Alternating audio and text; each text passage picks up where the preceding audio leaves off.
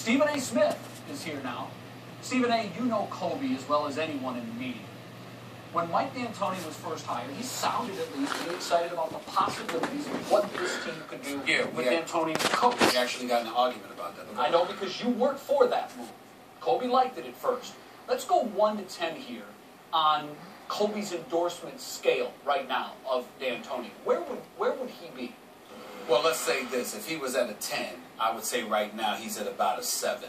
He still supports Mike D'Antoni, but at the same time, obviously, he's a bit, just depressed over what he's witnessing. And I don't need to quote Yahoo Sports. I'm right here. I've spoken to Kobe. I've spoken to Steve Nash. I've spoken to numerous players because I was there last week and I've been watching games. And obviously, I speak to some of these guys over the phone. The Los Angeles Lakers are a depressed, demoralized franchise on a fast track to abomination. They are simply very, very awful right now. There's just simply no way to get around this. Their offense is not flowing. It looks awful. Their defense looks absolutely disastrous. The body language itself looks on the verge of depression. You've got guys that don't know what to expect from their coach. One day Jody Meeks plays, the next day he doesn't. One day Antoine Jameson plays, the next day he doesn't. One day Pau Gasol is benched, the next day he's starting. One time Dwight Howard is in the game for fourth quarter. Last night he plays 4 minutes in the fourth quarter. It's all over the place right now. Nobody seems to know what's going on, what's going to happen next.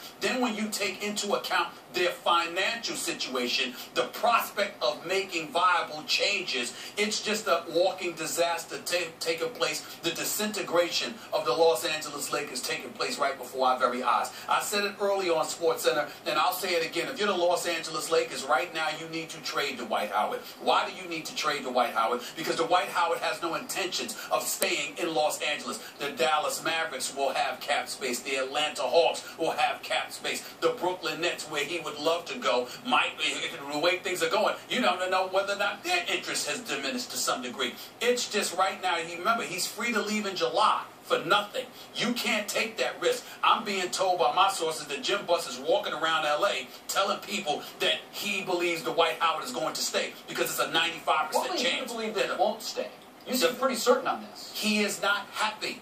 And you have to remember, I was with Dwight Howard the day the trade went down to Los Angeles. I was actually with him. And I'm telling you right now, at that moment in time, he was happy about it. I don't mean to give that impression. But after everything he had been through, we could all understand that. But in the end, what it comes down to, Jay, is this. Dwight Howard, the Lakers, they were always his third choice. Sure. The Brooklyn Nets were first. The Dallas Mavericks were second. If you're the Los Angeles Lakers, he's your third choice, but yet somehow, some way, Jim Buss is walking around telling people he's 95% certain that Dwight Howard's going to stay. This is what makes you wonder what Jim Buss does during the daylight hours, because it makes no sense that you could come to that conclusion. How could you be 95% sure of anything with Dwight Howard based on what you've seen from Dwight Howard over the last year? Opting in to stay in Orlando, then wanting to leave, then going through the offseason that he went through. How can you be certain that Dwight Howard will want to stay with this, which is so messy right now? Kobe Bryant, he's playing the piano 1 minute, he's tweeting the next. He seems to be losing it he seems to be, employing his zen, as he likes to say, for everything he can to get it together. Why has Dwight and Kobe not worked?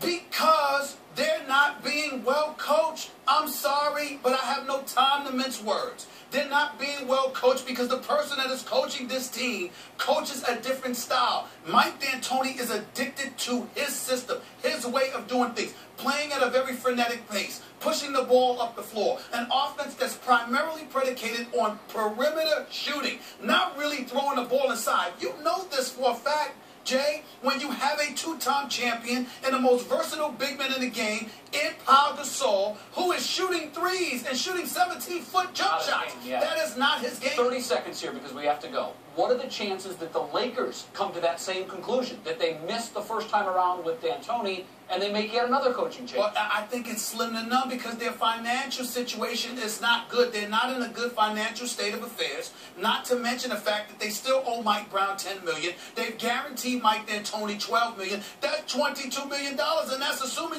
that's not paying the coach that you will bring in the coach. Kurt Rambis just came on First Take and told us he coached for free. Maybe that's an option, okay? Or if you can go down there and you can get get Brian Shaw to coach the team, who should have been named the head coach if you weren't going to bring Phil Jackson in. Maybe you should have got Brian Shaw. But clearly, I'm sorry, but it needs to be said, Mike D'Antoni is not the coach for this roster. He's a head coach, a quality head coach for a different younger roster, maybe like the Houston Rockets if Kevin McHale was not there. But he is not the coach for the Los Angeles Lakers. Jim Buss is not the man to be running this organization. And the Los Angeles Lakers are disintegrating before our very eyes. A state of emergency should be labeled with Laker Nation. This is bad.